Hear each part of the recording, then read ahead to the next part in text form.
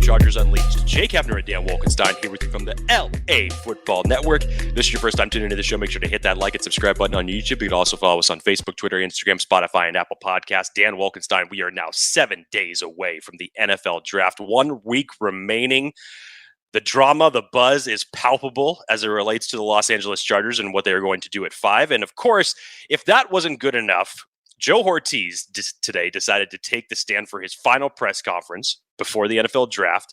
And if you've been paying attention, obviously, if you've been excited since Jim Harbaugh became the Chargers head coach and been excited since Joe Hortiz took the general manager position, there were a lot of nuggets that Joe Hortiz decided to drop today as it relates to how they're coming into this draft, how they're perceiving it, as it relates to trades, BPA, a lot of different things that should open your eyes, open some eyes, raise some eyebrows, and definitely elevate some excitement. So we're going to dive into all of that. Before we do, Dan Wolkenstein returns from vacation from the land of the rising sun. He was kind enough to join us in a completely different time zone for our live show last week. But Dan Wolkenstein, how does it feel to have your boots back on the ground in California? Feels good. R&R was exciting around Tokyo, Okinawa. I was gone for a little over a week. So much fun. Perspective's a heck of a thing. It was gorgeous there, by the way. The time change definitely messes with you. If you add on top of that the flights and layovers and everything that comes with travel. But the experience there was incredible. Such a clean city. Everyone's so polite, so kind, so put together. And the food. Holy smokes. A couple times I woke up the next morning with a deeper voice because of things had the night prior. But that's what happens on vacation. That's what's exciting. And now we come back. Joe Hortiz lays hammers. JK Dobbins signs. Chargers are just one bare naked lady away from the NFL draft commencing. Come on, Jake. You knew it was coming. I always keep forgetting that. You've dropped that little nugget for the past 4 years that we've been doing this show, and I was not ready for that today. Yes, and I'm here for all of it because the Chargers are 1 week away from adding some players, 1, maybe 2, depending on how they trade, if they trade.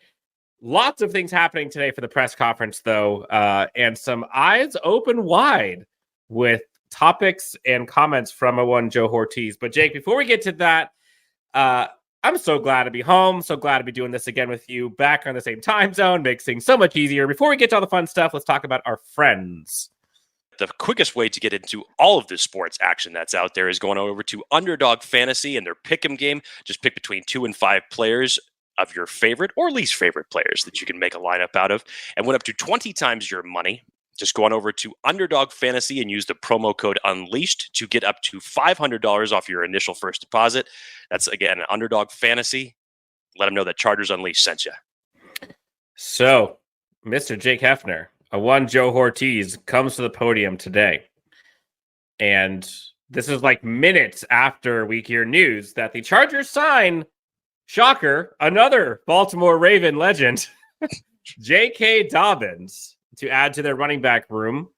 Jake, what did you make of JK Dobbins? I mean, the pipeline from Baltimore to Los Angeles has been plentiful as it can be since the offseason started. Obviously with Joe Hortiz, with Greg Roman, with Gus Edwards, Bradley Bozeman. Now you add JK Dobbins to this mix. I love this low key signing, Dan, and we were even talking about it during the live show. You know, with so little time before the draft, we didn't think that there was, we didn't think that there was going to end up being a signing. I was actually a little bit surprised when I saw that they ended up bringing him in and signing him to a 1-year deal. I don't think that this changes, and he even mentioned this during his press conference to Joe Hortiz. I don't think that this changes their strategy whatsoever, but I think it definitely solidifies that you probably are going to target a running back on day 3 with the other priorities that you have on your roster that are going to be higher, of course. But JK Dobbins, let's not forget, this is a former second-round pick, still only 25 years of age. And when he came in, he had a great rookie season under Greg Roman. Ran for 805 yards, had 9 touchdowns that year, and unfortunately has just been plagued by injuries over the past 2. He tore his ACL, then now coming in off the Achilles injuries that he suffered in week 1 of last year. But Dan, this is a great pairing because I still believe that Greg Roman is going to have a running back by committee type of approach. And now to have it with 2 guys that he is very familiar with in Gus Edwards and JK Dobbins. And however Isaiah Spiller and Elijah Dotson are going to work themselves into this mix, it'll be very interesting to see. But I think now, when you look at the skill sets between Gus Edwards and J.K. Dobbins, again, this is great news for the Chargers because we've talked about so much as it relates to the running back class for this NFL draft that it's basically a pick your flavor. There is no consensus number 1 running back that everybody sees to say, okay, yeah, that's the guy. Everybody's all over the board on who they believe the number 1 guy is. But as it relates to guys that you can pick up in late day 3, early day 4, if you're looking at the Ray Davises, the Isaiah Davises, the Isaac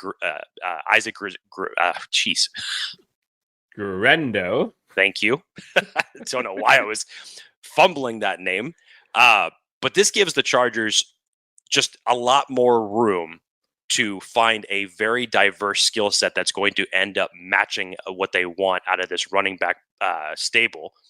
And I think it's a great thing for them in terms of how they can solidify it. Yeah, I mean, on face, right? J.K. Dobbins, you added the running back to the committee, right? Gus Edwards, I think, is a bell cow. J.K. Dobbins, probably RB2, and definitely RB2 at this point. You got Isaiah Spiller there as well. Not sure what that's going to be. And let's not get it twisted. When healthy, J.K. Dobbins is a bona fide baller. Like 6 yards per carry average his rookie year, 5.7 the year after that. Total in his career, 5.8 yards per carry.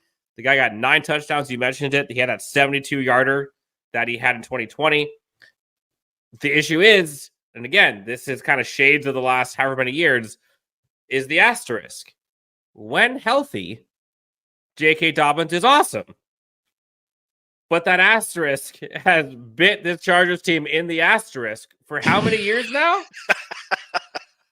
So, like, I love it, well right? Put. Like, I'm not necessarily sure if it moves. I don't think it moves the needle at all with what they do in the draft, what they should do in the draft. I mean, yes, it's a low-key buy low. Maybe you get a bunch of production out of it. Maybe this is the year that J.K. Dobbins can stay healthy. Joe Hortiz said today that a lot of the stuff happened previously with injuries was just luck. But it's hard to put my stock in J.K. Dobbins being the savior because, again, the asterisk. And so that makes this a little more tempering my expectations a bit. I don't love it. I don't hate it. I don't think it's a bad signing at all. I'm pretty sure it's very low risk. And they're probably going to be adding to that room regardless, especially given how this team is going to be operating and how the roster is going to be constructed and heavy on the running game, tight end, offensive line. If J.K. Dobbins can stay healthy, again, if J.K. Dobbins can stay healthy, the dude's good. The dude's probably pushing for RB1. We'll see. We'll see. I hope you saw videos on social media a couple months ago that he's looking pretty darn good. You know, Ben Herbert effect with him. Hope that's real. Get him on this team with this staff and this, you know, new beginning for this era. Like, cool. I love it. I just, like I said before, I don't think it moves the needle for me one way or the other. No. I think the strategy remains the same. I think even before this signing, I would believe that they would have been targeting a running back on day 3 regardless to round out that group. To me, I just think that this solidifies it. And like you mentioned, it's low risk, possibly high reward if that health holds up. And it's still only for 1 year, so you really don't know what the future is going to hold in that regard, but you need to back up your bets in this scenario. So definitely would still expect the Chargers to target a running back on day 3 and address some of their other bigger needs that they have on days 1 and 2. Yeah, and last thing I'll put on there, go back to college. He absolutely torched Jim Harbaugh when he was at Ohio State. And so I think that grudge may have been held. Checks have been cashed since. You know, interesting that you bring that up because now, you know, you start looking at this roster a little bit because you have J.K. Dobbins, as you mentioned. It's like, oh, okay. So Harbaugh picks a guy who Ohio up State. against them and did very well. Huh. Ironically enough, 2 years ago, when TCU was on their way to a national championship game, Quentin Johnston had a really good game against Michigan in the playoffs against them. And now there's some guy there's who's some the receiver dude over there in Ohio State that Jim Harbaugh and Jesse Minter love to talk about when it comes to defending said receiver. So we'll see. So let's perfect segue. Joe Hortiz, Jake, today was in his bag and was doing full posture, which I expect nothing less. But if we're being honest, we haven't seen much of this from Chargers land in the past decade or so. Peppered with questions related to the NFL draft, what selections he might want to take, what trade value looks like, what positions are maybe deep or not deep this year, the progression on college football in general, and how he sees this personally for him as his first year as GM.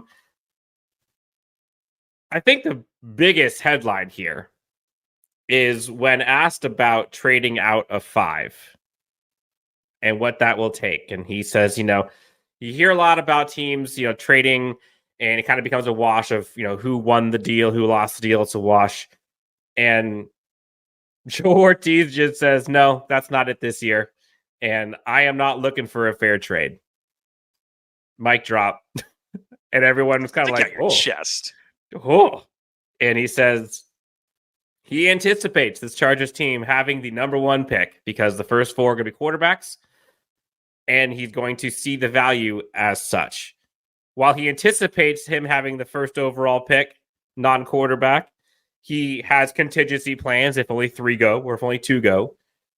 But he ain't looking for fair trade. He is looking for a haul. He is looking for a team who's going to give up the farm and the crops in order for him to get off of this pick.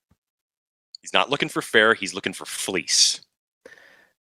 So as covering this team, you're like, look, you're either going to get a bona fide blue chip, because the other part that he said countless times today was we are going to pick the best player available.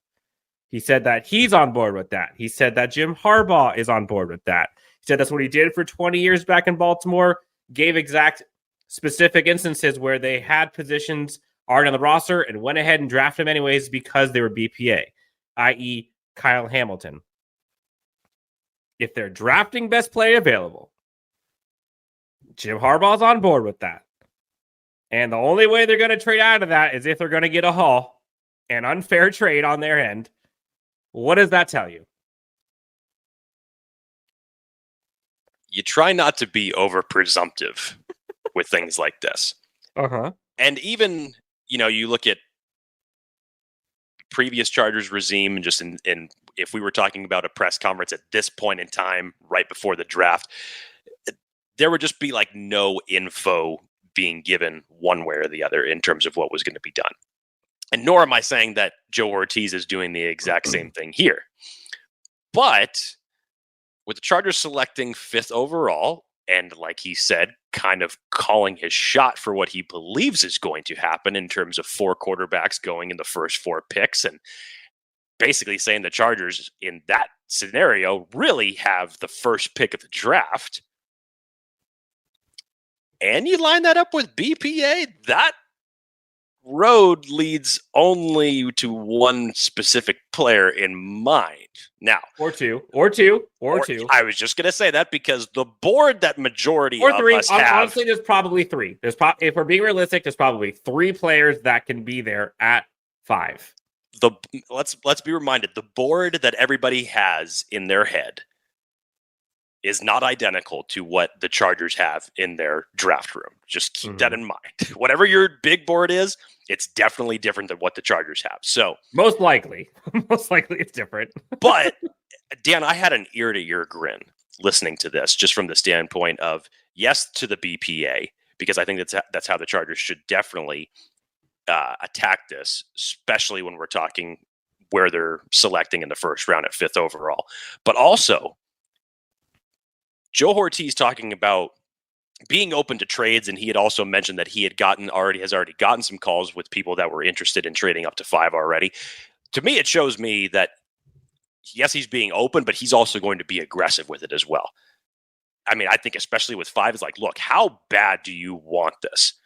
And for all the potential trade scenarios that we've seen, most likely with Minnesota going up from, 11 to 5 and what that would cost. A lot of people have said it'd be 11, 23 and a third round pick next year. I don't think that you hear Joe Hortiz talking. I don't think that would be enough for him because of it possibly being a quarterback tax that another team would have to pay. So, of course, you're going to say, okay, hey, who's got the best offer? Who wants to come up and get it? Or how much are you going to give me to possibly move off of the best wide receiver in this class? So I love the approach that he is going with. He's being open and also being aggressive at the same time in terms of either taking deals or, push him to the side. But Joe Hortiz flexed his muscles today in that regard in terms of his draft strategy. Yeah, he ain't messing around. He understands the value of this pick, number 5 overall. Also understands the type of player that he or some other team could draft at that pick, whether that is the 4th quarterback or whether that is arguably the best player in the entire draft of either Marvin Harrison Jr. is probably the big one, but some people have Malik Neighbors. You could say Roma Dunze is up there too. All 3 of those guys, premium. People are talking Joe Alt is the best tackle that's been there in the last decade.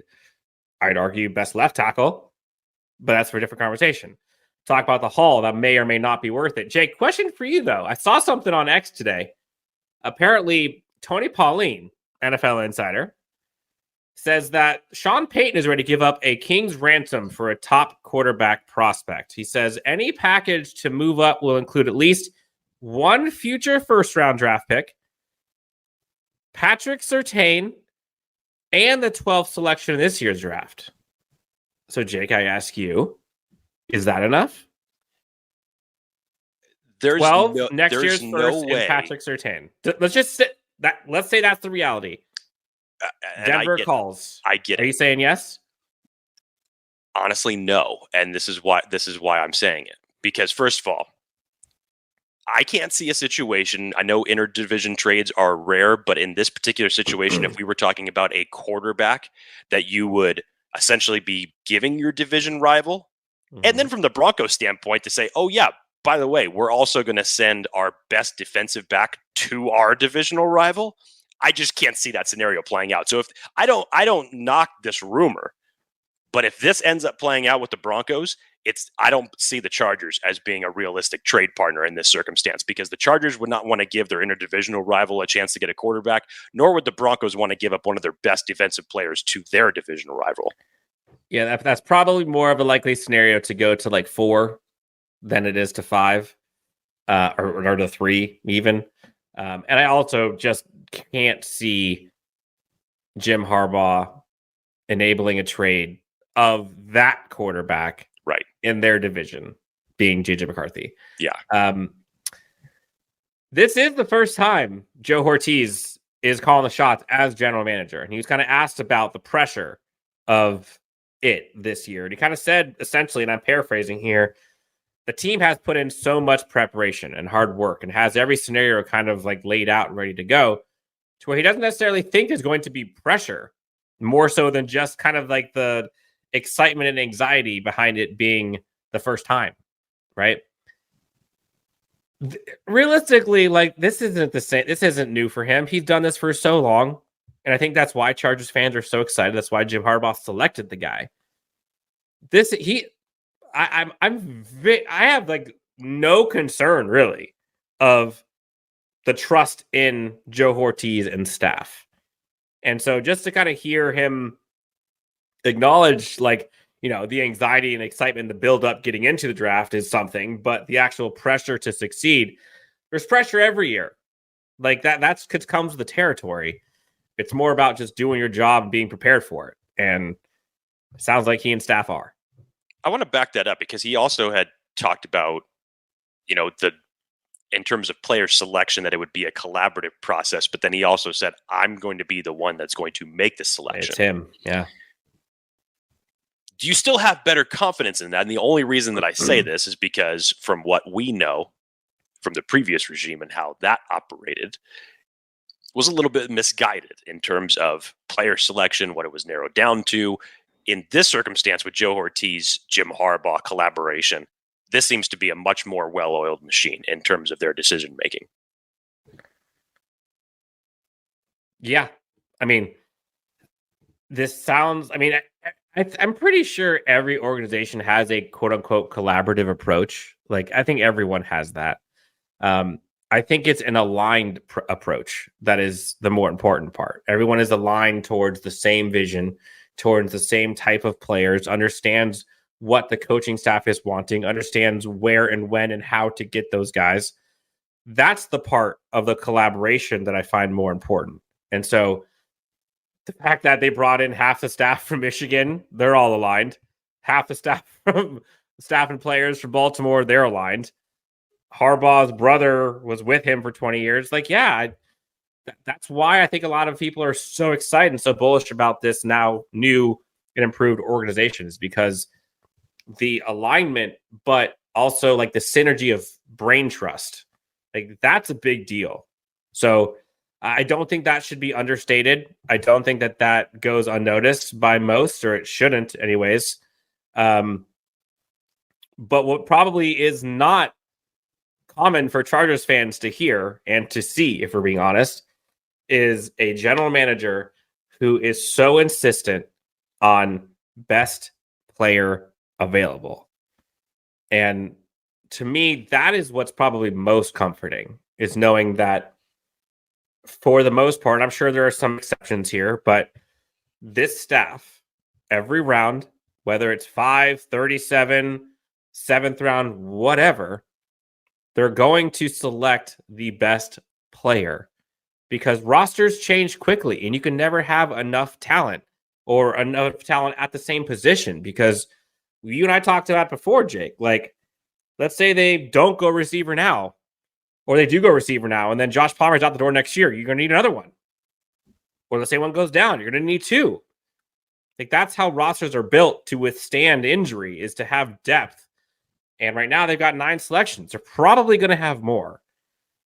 Best player available allows your team to be built the right way.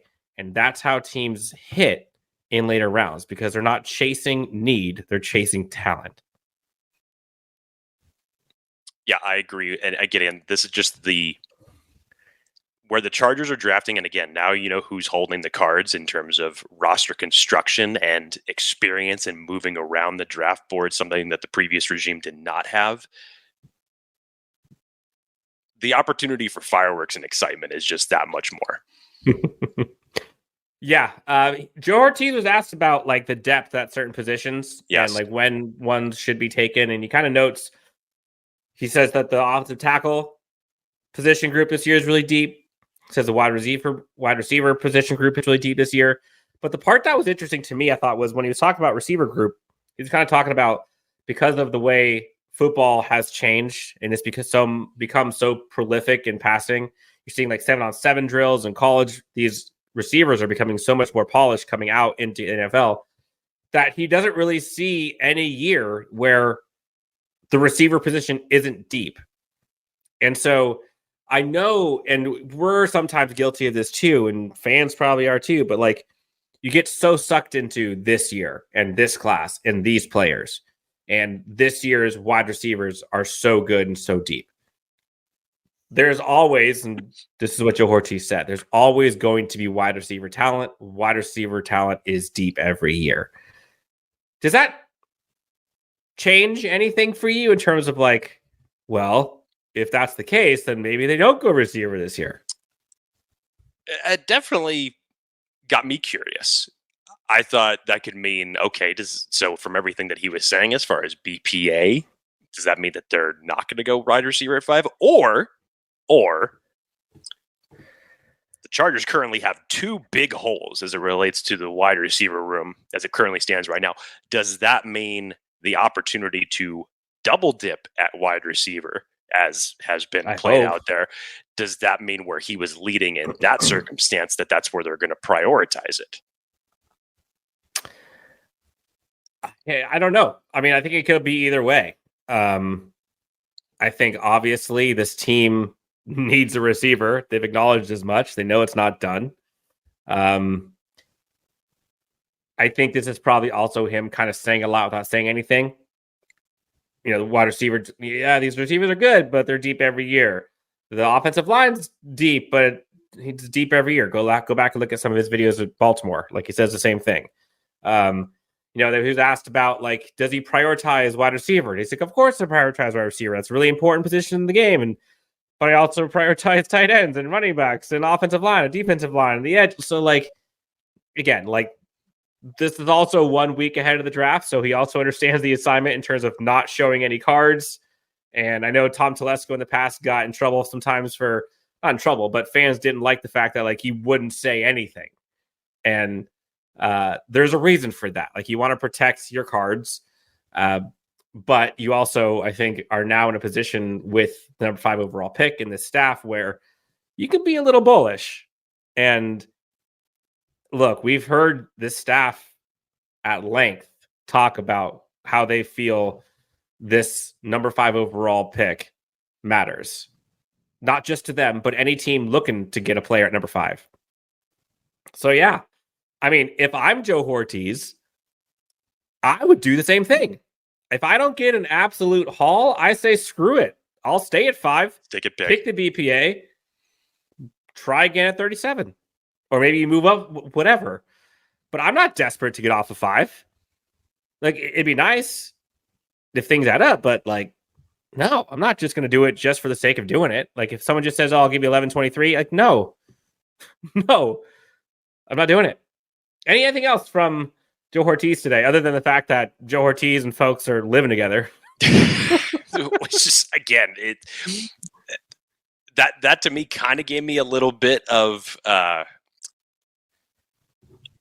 it was a different type of vibe, because I know that he was saying, it's like, oh yeah, my house is big enough that bring everybody down here until their families get down here. It's just like, again, here we go with just the collaborative type of measures, like whatever it takes to try to get this done. I just love this mindset.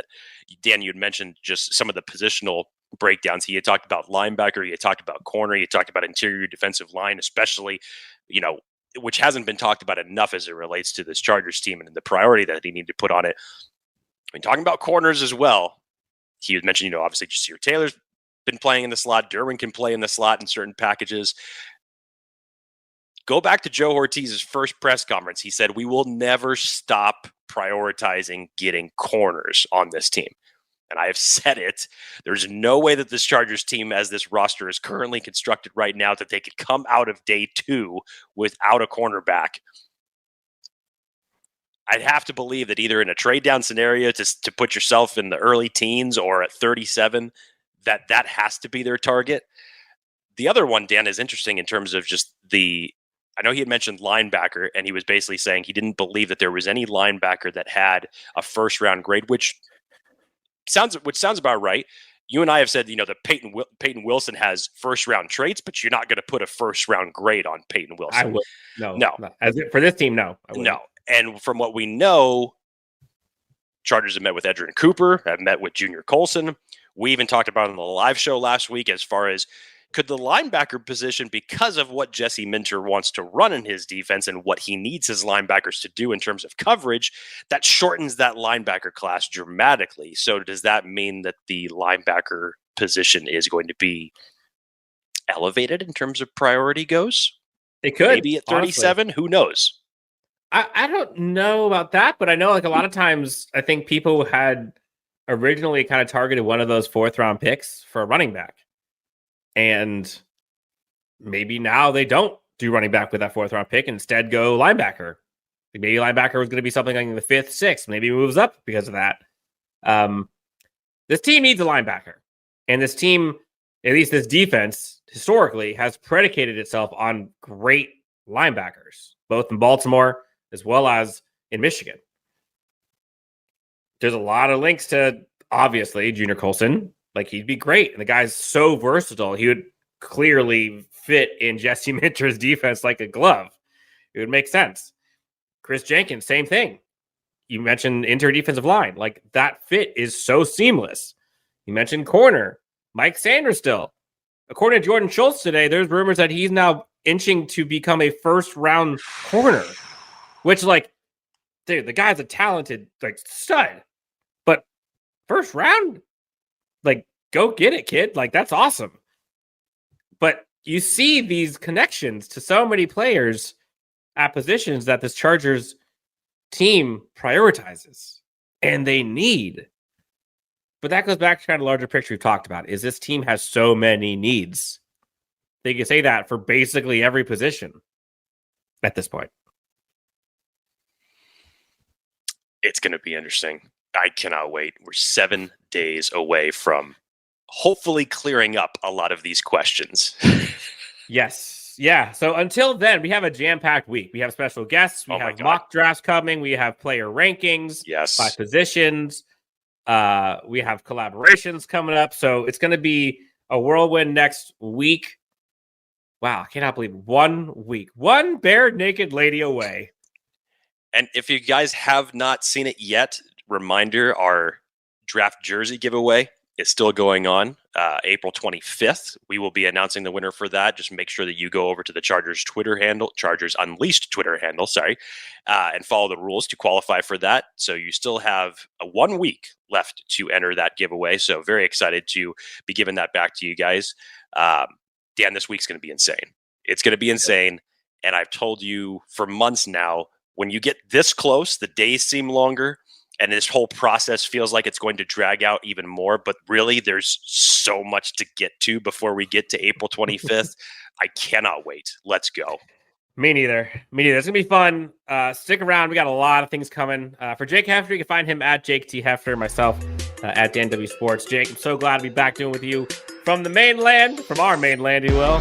Until next time, we'll talk to you next on Chargers Unleashed.